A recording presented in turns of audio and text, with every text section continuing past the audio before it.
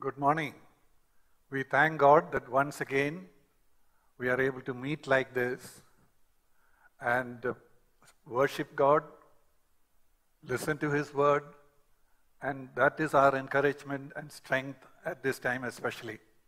Shall we pray? Father, as we come together again at this time, we thank you for this opportunity. Thank you, Lord, that you have promised to be with us forever, always. And we take that, Lord, at this time and pray that your presence will touch each one of us, me as I speak and the people who are listening. We pray that as we continue to hold, Lord, that your name may be glorified and your will be done in our lives just as it is in heaven. We pray that you will teach us your ways and show us your paths. Help us to walk closely with you, each one of us, every day of our life. In Jesus' name we pray. Amen.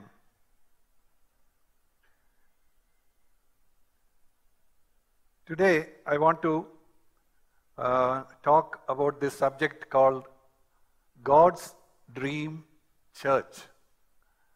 When God started the church on the day of Pentecost, many, many years ago, He had a plan and a purpose in His heart.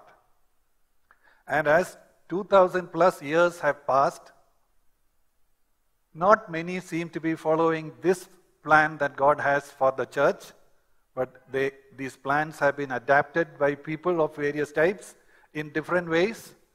But we want to know, if we want to be the church that God wants us to be, we as Hope Chapel in this place, with this group of people, if we want to be the kind of church God wants us to be, we want to know what He had in mind when He started the church. First of all, some basic things. Of course, when we say church, we are not referring to a building. That meaning somehow came into use many years after the true church was formed.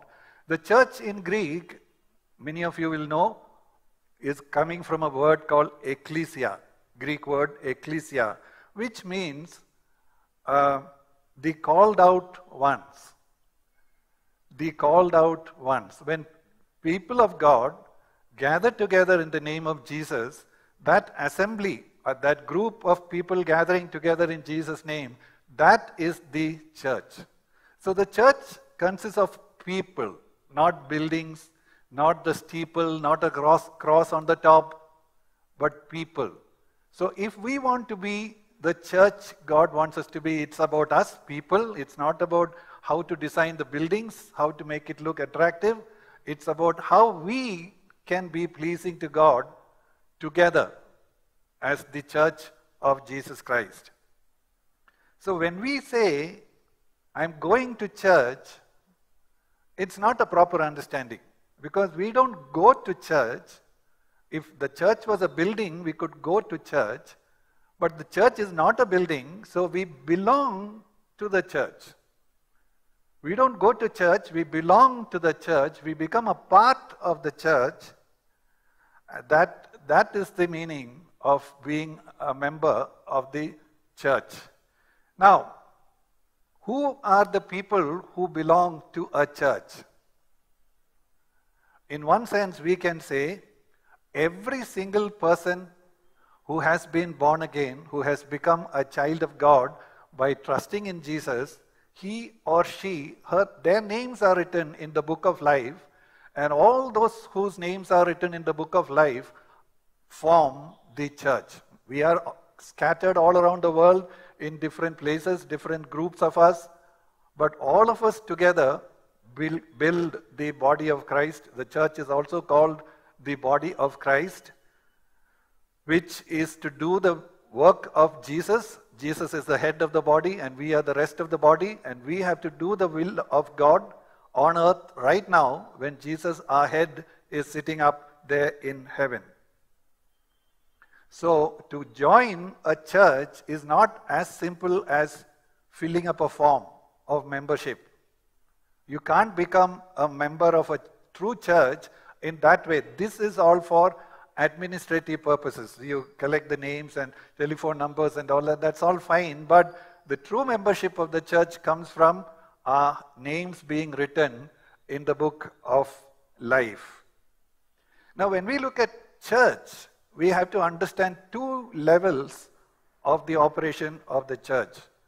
Generally speaking, the church which is all over the world is referred to as the universal church, and churches which are grouping together in different parts of the world, maybe there are so many already in Bangalore itself, these are called local churches. The universal church and the local church. The first day when the church met, that was on the day of Pentecost. Peter stood out and preached the gospel, and on that day 3,000 people got converted. They believed in Jesus. Immediately after that, they were all baptized in water, and then they began to gather together in groups, in houses, and sometimes in the temple before they were asked to leave the temple later on. They did not meet in buildings, special buildings called churches. They met in homes. Sometimes we see later, sometimes by the riverside, sometimes hiding inside the caves. The place was not the important thing, but who was meeting together, that was the important thing.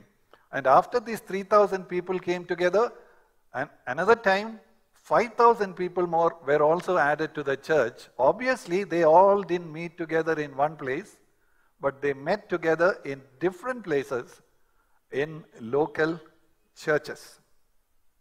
And what were they doing, these 3,000 and these 5,000 people, when they came together? What did they do? Acts chapter 2, verse 42. They were continually devoting themselves to the apostles' teaching and to fellowship, to the breaking of bread and to prayer. So one of the most important things that they did was to listen to the teaching of the apostles.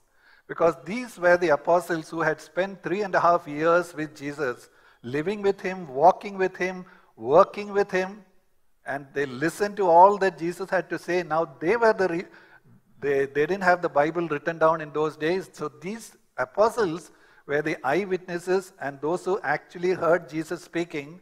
So all these groups of people began to listen to what the apostles had to say. Now for us, these apostles have also written down teachings on what Jesus taught.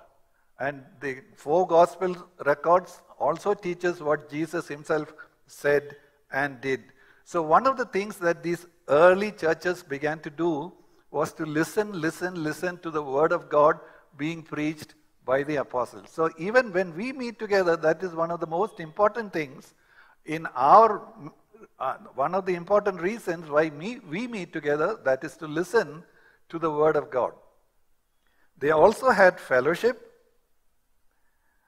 and breaking of bread. Breaking of bread is another name some people use for communion as we refer to it. They did that every time they gathered together. In the early days, they used to break bread every day. Then it became once a week. Then afterwards, there was no frequency laid down in the scripture for us to follow. The only instruction was, whenever you do it in remembrance of me. That was all. The frequency was not so important. But these were the things they used to do. And prayer.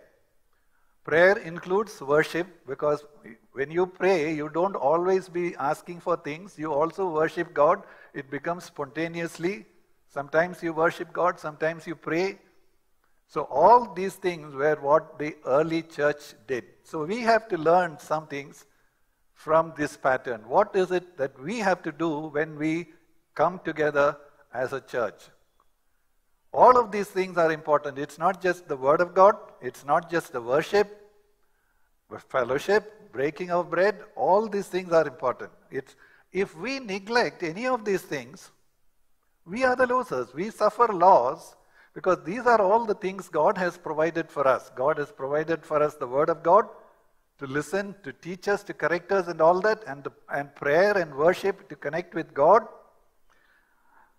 And if we miss any of these things, we lose out. So let us make sure that as much as the opportunities are provided for us, Let's participate in all these different activities of the church. Full participation, wholehearted participation in all the activities of the church. One of the things we need to realize is, why did God start this setup called the church? Let's look at what is known as the Great Commission, Matthew chapter 28, verses 19 and 20. Go therefore and make disciples of all the nations, baptizing them in the name of the Father and the Son and the Holy Spirit, teaching them to observe all that I commanded you. And lo, I am with you always, even to the end of the age. See, this is an instruction or a commission given not just to the apostles, but to the whole church as of now. All of us cannot do individually all of these activities which are mentioned here. But we know that together as the universal church, the task that is given to our church, to the church, is, first of all, go therefore and make disciples of all nations. Whoever hasn't even heard about Jesus, our task as a church is to go out, proclaim the gospel, and after proclaiming the gospel, make disciples. What does that mean, make disciples? Not just join them to Bible study classes and prayer meetings and all that in a formal way, but to make them people who want to follow the Master. Why do we follow the Master? Because we want to become like the Master. We want to learn from Him and we want to become like the Master.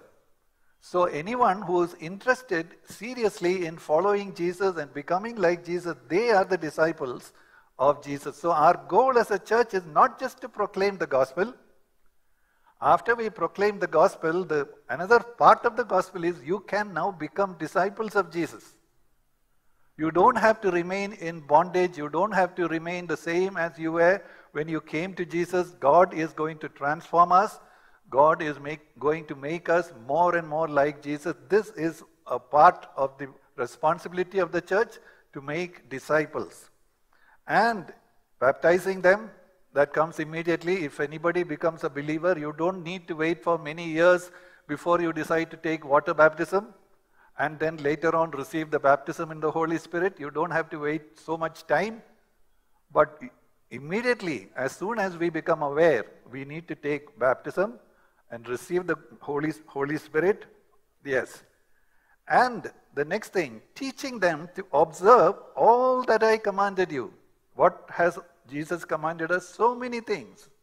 Explained also in the epistles which follow after the gospel books. So one of the tasks of the church is to teach and teach and teach more and more and more of the teachings of God, or the things that Jesus has taught. So now, if we aren't interested in learning these things, we are not actually participating in the church. You know, it's a very sad thing if we just come to the church and sit there as spectators or the audience. We listen to somebody singing songs, we listen to somebody preaching a message, and then we give marks. That singing was very good, that guitar was very good, or it wasn't good. And the preaching, it was too long, or maybe it wasn't so interesting. Then we aren't even interested in learning. God has set up this church to teach all that Jesus commanded us to do. And if we aren't interested in that, then we don't have much interest in the church. We may be just fulfilling a duty. Tick off. Sunday morning, I have to go to church. If I don't go to church, God may do something to me, so I have to go to church. You know, the funny and sad thing is, when I have moved around, I have seen on Sunday morning some people standing in the compound of a big church building under a tree and standing like this, looking here and there. What has he done? Has he participated in the meeting? No, he just ticked off his attendance. Now God cannot punish him because he says, I attended the church. No. If we want to take things seriously, if we want to learn from Jesus, if we want to become like Jesus, we have to learn. We have to more and more obedient to the things that God has given to us. The second important aspect of a church activity is the teaching or the preaching of the Word of God. Now, the Word of God appeals to different ones at different levels. Now, there are newborn babes. Babes means the people who have just been born again. They know forgiveness of sins, but they don't know much more. So, the Word of God that comes from the church has to meet such people's needs also. What is that called? Milk. 1 Peter chapter 2, verses 2 and 3. Like newborn babies, long for the pure milk of the Word, so that by it you may grow in respect to salvation, if you have tasted the kindness of the Lord. So there are always going to be people in the church who are newcomers or newly born again Christians, and for such people they need to be given milk. A very simple explanation of the gospel and the next steps of obedience and things like that. But then there are also other people sitting in the church who have been there for years, who have become mature. They also need food. They don't just need milk. They have been drinking milk in the past, but now they want something stronger. So Hebrews chapter 5 verse 14 says, but solid food is for the mature, who because of practice have their senses trained to discern good and evil. How did these people become mature? By training their senses to discern this is good, that is bad, this is right, that is wrong.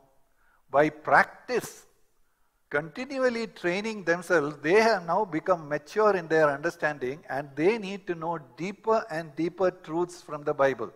So it is not just milk that is required in a church, but also solid food.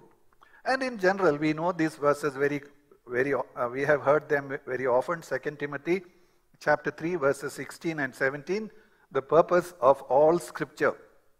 All scripture is inspired by God and profitable for teaching, for reproof, for correction, for training in righteousness, so that the man of God may be adequate, equipped for every good work. So the Word of God, ultimate purpose is to equip us and make us mature, adequate for every circumstance, every need that we face in the world. So sometimes the Word will correct us, sometimes it will rebuke us, sometimes it will comfort us, sometimes it will encourage us. According to our particular situation, the Word of God reaches out to us and meets our need.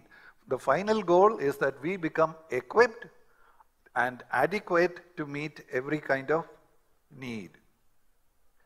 Another thing that is referred to in terms of the church is that it is called a house of prayer.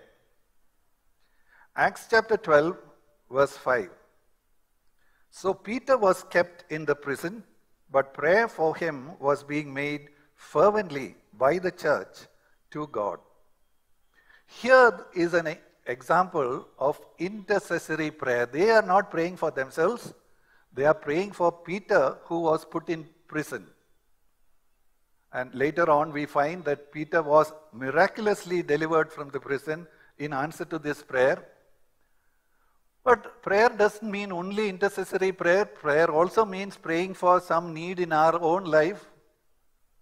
So the church is meant to be a house of prayer where we can come and express our need to God personally, sometimes in prayer meetings openly, but this is supposed to be another aspect of the church where prayer is being offered to God according to our personal needs and also in terms of intercessory prayer.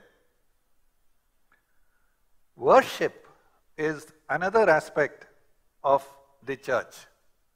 Now, when we say worship in these days, we think immediately of a choir singing with electronic instruments and amplifier and all these things, and some people have smoke coming out and all these things, and it's a kind of a show where the people sit or stand and watch this and enjoy it. In some places, it is also a matter of emotional excitement. They clap their hands, they raise their hands, they wave their hands, they jump around, all these things. But these are not the real truths of worship. Because Jesus said the Father is looking for those who worship God in truth and in spirit. So worship has to come from our heart and rise to God. Worship is what? It can be adoration, it can be admiration, it can be appreciation, it is an expression of gratitude, and simply adoring God for who He is and what He has done to us and all that. That is a major part of the church activity. Now it is very sad again to see that some people just wander in quietly after the worship is all over.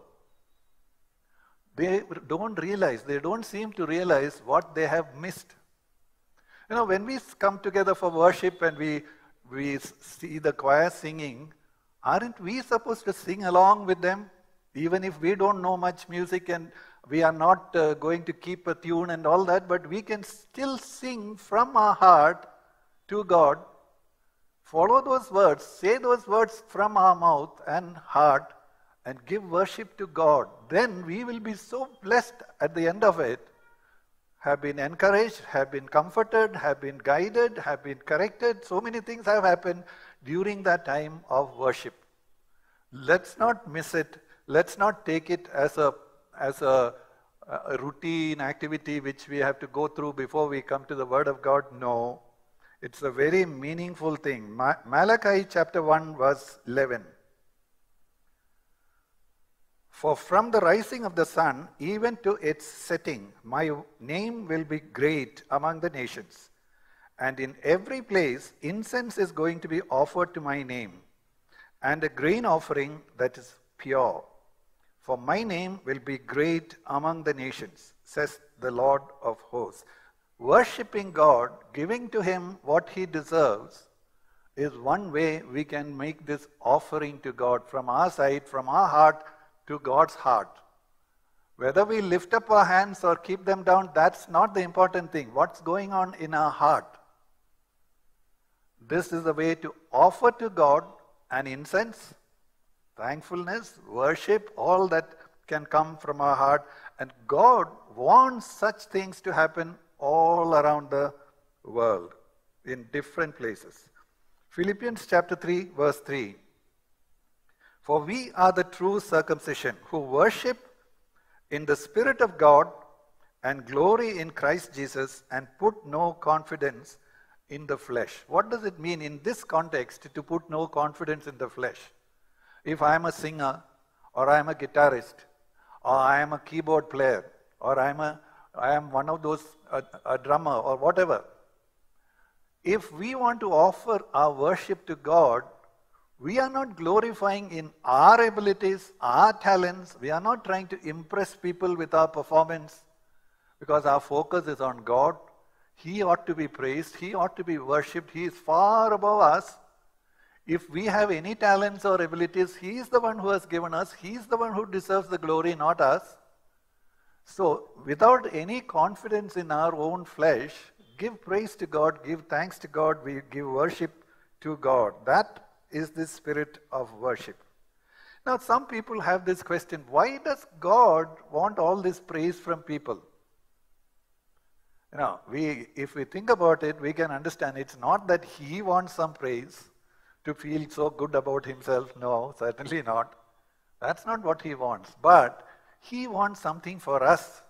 When we stand in awe of God, when we feel like falling down before Him on our knees, maybe prostrate on the floor and worshipping God,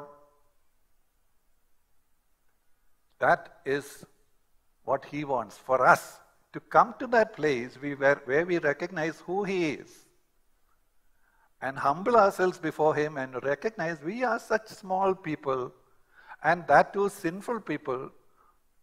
There is God's mercy, there is God's grace, otherwise we can't even come before Him like this. But Jesus opened the way through the veil so that the Holy of Holies is made open to us. We can coolly walk in, happily walk in and worship God. God has made that to happen to us. God wants us to recognize that position. Then worship will come automatically from our heart. Another thing about the church is that it is meant to be a city on a hill. What does that mean, city on a hill? Everybody all around that hill can see this city on top, and it is a sight to be seen, something to be admired, something to be, looked up on. What is that supposed to be? Matthew chapter 5, verse 13 and 14. You are the salt of the earth, but if the salt has become tasteless, how can it be made salty again? It is no longer good for anything except to be thrown out and trampled underfoot by men. You are the light of the world. A city set on a hill cannot be hidden. So what is the purpose of God for the church in this way? To shine as an example before people. Jesus said, when they see your good works, they will give praise to God, the Father. They may be drawn to the Father if people can see our good works, which are coming out of the grace God gives us, which have transformed us. We used to be like that, but by God's mercy and grace, we are like this now. Who made that transformation? God. So people who recognize who we used to be and who we are now by the grace of God, they will give praise to God. So that is one of the purposes for setting up this church, to be noticed and observed by everybody else. Another very important thing is John chapter 13, verse 35. By this, all men will know that you are my disciples, if you have love for one another. What is this love that God is talking about, Jesus is talking about? A lot of this so-called love that is going around in the world is selfish. It's not God's love. I want something from this person. So I say I love this person, I love that person and all that, but I expect that person to do something to me, for me. So even when some people sing in their so-called love song, I can't live without you. Why can't I live without you? Because you are giving me something which I need, which I want. And if that's not there, I feel bad. So I want you. But why do I want you? Not because I care for you. Not because I want to be a blessing to you. Not because I want to show you how much I am willing to do for you. Instead of thinking like that, it's all about what I can get from this person.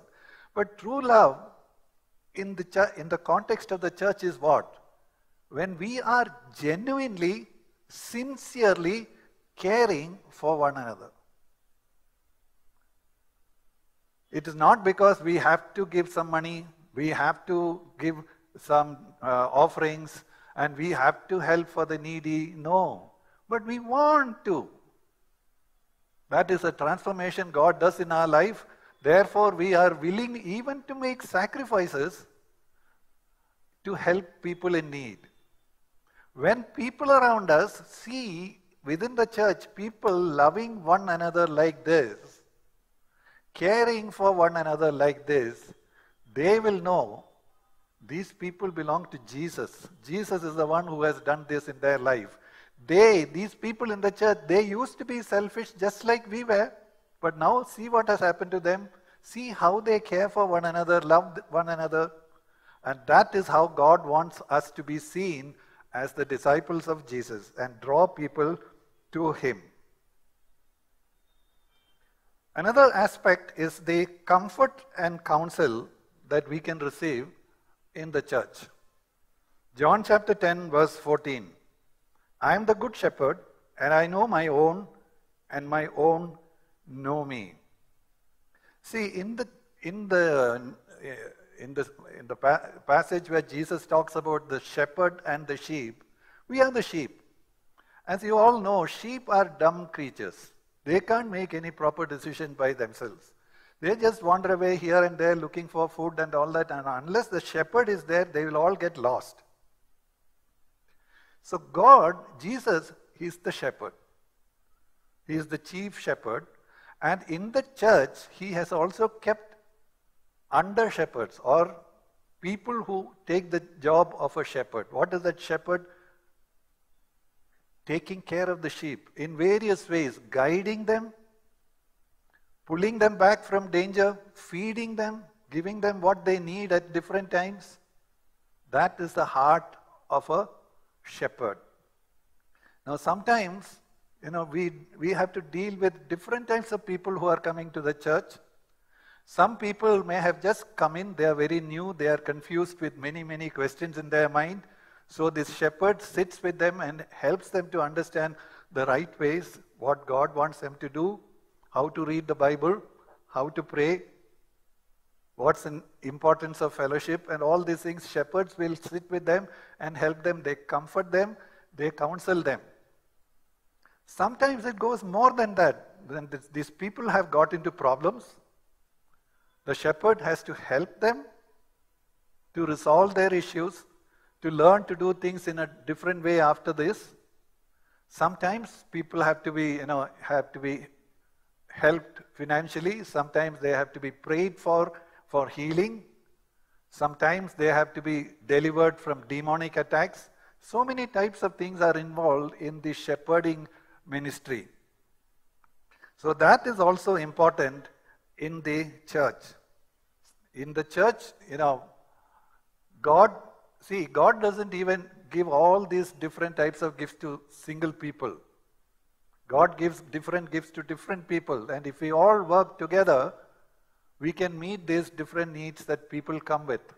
Whether it is casting out some demons or healing the sick, miraculous answers to prayer. And when the whole body of Christ works together in that fashion, then people are comforted and they receive counsel. Another characteristic of the church is that we are a royal priesthood. 1 Peter chapter 2 verse 9, but you are a chosen race, a royal priesthood. In the Old Testament, if you read that, you can easily see kings could not be priests and priests could not be kings. They were two separate offices. Only the priests could offer sacrifices, and if I wanted a sacrifice to be done, I have to go to a priest, and the priest could only be from the family of Levi. And so even if the king wanted a sacrifice to be made, he had to go to the priest. But now, in the New Testament, that system has been taken away. Now the Bible says, this particular verse that we have read just now, it says that we are all royal, that means we are kingly, and we are also priests. So how are we kingly? We don't have to live as slaves anymore. Slaves to sin, slaves to bad habits, slaves to things we are unable to have control in our life, the way we speak, our temper, our anxieties. We don't have to live as slaves. God wants to give each of us the ability to rule over our circumstances, rule over our lusts or desires in our flesh, and live as kingly people. Not in terms of, some people misuse this to say kings means I live like a king in terms of money and pompous affairs and eating habits and dressing ways and all these things. No, that is not what is meant here. Very easily, if you read the rest of scripture, we can easily see that. And priest means we can, each of us have a personal relationship with God, and we can help other people also to get to know God. Earlier, only the ordinary people could not reach out to God. They had to go through the priest. But now we are all made priests and kings. But unfortunately, many people now, they don't understand this, even in the New Testament times. Because you just look around and you see people still acting like priests with special robes, special caps, special scepter, and all these things, acting just like the Levitical priests, not understanding that in the New Testament we are all equal, brothers and sisters. Some have particular responsibilities, but that doesn't exalt them over the others. Look at this verse, Matthew chapter 23, verse 8.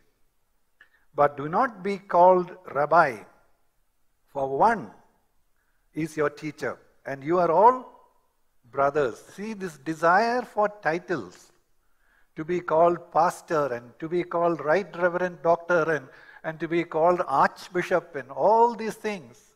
Where does it come from? Man's ego.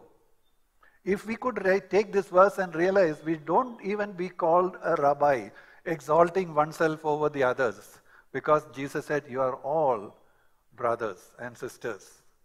So that is the way we have to work in the church as a royal priesthood. Now this is an important aspect that we need to look at. The elders in the church. 1 Timothy chapter 3. Here it talks about overseers. In some translations it's written bishop. That is a problem with the translation, but the actual word which is used there means overseers. A few people who have been given the responsibility in the church to be elders, to look after the church, the affairs of the church, and they share different gifts. Some may be prophesying, some may be pastoring, some may be teaching, some may be casting out demons. It could be various different things, but a group of these elders, a group of these overseers have been chosen by God to take care of each local church. And one interesting thing here is that in all the mentions of overseers or elders in the New Testament, they are always in plural. Unfortunately, what has happened is in many churches, it's just one man taking the whole responsibility. And sometimes it becomes spiritual abuse, sometimes it becomes spiritual neglect, sometimes it becomes not giving place to other ministries that could come and support the church, all that. But in every time overseers are mentioned, they are always in plural. That takes care of accountability to one another. That takes care of sharing the responsibilities. It takes care of some checks and balances that nobody is allowed to do, go on his own, things like that. So there are certain qualifications that are mentioned in the Bible. 1 Timothy chapter 3 verses 2 to 4. There are more. I'm just reading one relevant portion. An overseer then must be above reproach. That means his reputation must be clear. There must be nothing that people can reproach him about. An overseer then must be above reproach, the husband of one wife. In the context, it means you can't have more than one wife. That was the context in those days. The husband of one wife. In another translation, it says, faithful to your own wife, temperate, that is with self-control, prudent, respectable, hospitable, able to teach, not addicted to wine or pugnacious, but gentle, peaceable, free from the love of money. He must be one who manages his own household well, keeping his children under control with all dignity. See, one of the things that we have to see from this passage is, when somebody is counted fit to be an elder in a church, these are the requirements. What is happening in many churches, if you look around, is there are elders, but they are selected on the basis of their prominence in society. Some rich guy, he is in the committee. Or some famous person, he is in the committee. Some influential person, maybe an MLA or MP or a minister or somebody, of course he has to be in the committee. It's nothing about these things that God is requiring. God is looking on this as spiritual responsibilities. Spiritual responsibilities. The qualifications are related to spiritual maturity. These are elders in terms of spiritual maturity, not just age-wise. All old people are not necessarily mature or wise. So that's not what is meant here. Spiritual responsibility. And these elders have to be there. We will shortly come to a verse which clarifies their position very clearly. But looking at the spiritual qualification, let me say one more thing. You remember from the Acts of the Apostles, after the church started, very soon they ran into a problem about the distribution of food. And then the apostles said, see, we have to pray, we have to share the word of God. We don't have the time to come and distribute the food and all that. So we will select 7 people just to distribute the food. And what was their qualification? Acts chapter 6, verse 3. Therefore, brethren, select from among you 7 men of good reputation, full of the Spirit and of wisdom, whom we may put in charge of this task. What is this task? Distributing food. And that is the kind of standard that the early church used to have. Even for distributing food, they looked for people who were spiritually responsible, who were spiritually mature, who were filled with the Holy Spirit and things like that. So that shows how, when we have elders in the church who are to be called as elders and who have to be given this kind of responsibility, spiritually minded people. Now, I've come to a passage which is very crucial in our understanding of the church. Very, very crucial. Ephesians chapter 4, verses 11 and 12. And he gave, talking about Jesus, he gave some as apostles, some as prophets, some as evangelists, and some as pastors and teachers, for the equipping of the saints for the work of service, to the building up of the body of Christ. Now, who are to do the work of ministry, work of service, the building up of the body of Christ? The saints. Who are the saints? All of the people of God who are born again, who have become children of God, they are called saints. And it is the responsibility of the saints to build the body of Christ. They themselves are parts of the body of Christ. And who are these other people? Elders, apostles and teachers and prophets and pastors and all these people. What's their responsibility? To equip these saints to do their work. So some people, when we look around at different churches, we see this. Some people think of themselves as pastors or apostles or people like that, and they say, we are the anointed of God. And nobody has any right to talk about me because I am the anointed of God. Doesn't the Bible say, don't touch the anointed of the Lord? If you go back to the Old Testament, I don't have the time now to go to the reference, but if you go back to the Old Testament and find out where it talks about touch not the anointed of God, it refers not to the elders, not to the prophets, but to the people of God, people of Israel. God is telling the enemies of Israel, don't touch my anointed, these are my people, don't touch them. It's nothing to do with being a so-called servant of God or being specially selected for one of these special offices or responsibilities. No. But some people who are in this position of eldership, they take it too much to themselves that we are special people, we are anointed people, as if ordinary people don't have to be anointed. These so-called ordinary people are the ones who are doing the work of the ministry. What? In their family life, in their relationship, in their work at home, in the offices, wherever they are the parts of the body of Christ. When they do their function very properly and they get transformed more and more into the likeness of Christ, they are the ones who are building the body of Christ. Who's the body of Christ? All of them. All of us. So this is very crucial for us to understand.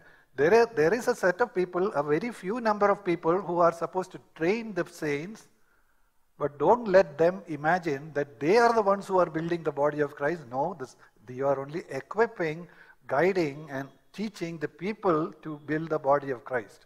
So how do you build the body of Christ? Follow in the path that Christ has laid out for them, denying ourselves, taking up our cross, following Jesus. That is how the body of Christ is being built up. And through preaching, through ministry of various types, people are helped, encouraged, equipped to do this in their personal life, but don't let's imagine that the work of God is being done only by a few people, so-called. In some churches, these elders refer to themselves as, I am a servant of God, as if the other people are not servants of God. No. All of us are supposed to be servants of God. All of us are priests and kings, and all of us are supposed to do the work of the ministry, work of service. So there is a lot of misunderstanding in this context. That's why I read this passage specially. When you have time, go through this passage again and see what it actually says. Another thing about the church is fellowship. Acts chapter 2 verse 42. They were continually devoting themselves to the apostles' teaching and to fellowship, to the breaking of bread and to prayer. Chapter 4 verse 34. And there was not a needy person among them, for all who were owners of land or houses would sell them and bring the proceeds of the sales. So what is fellowship? Fellowship is not standing around and talking about the sports and the cricket and the football matches which are going on, and about politics and what we had for food last night and where we went. And no, these are all small talk. Everybody makes such talk. There is nothing wrong with them, but don't think that is fellowship. Fellowship is something that God has given so that we can encourage one another. We are all in the same journey of life, and we all face different circumstances that challenge us, which are troublesome for us. And fellowship is to encourage one another. As sometimes we pray together, sometimes we talk about the thing that God has spoken to us about. All these things are fellowship. And God's intention is that our fellowship should increase. Okay. Now in conclusion, let's talk about two questions that we need to ask ourselves. What kind of a church are we looking for? Is it just some nice place where we can hear good music and have good friends and meet new people and all that? Or is it somewhere where the body of Christ is being built up and we can do our part in that body of Christ to encourage others, to build up others, to comfort others, all that?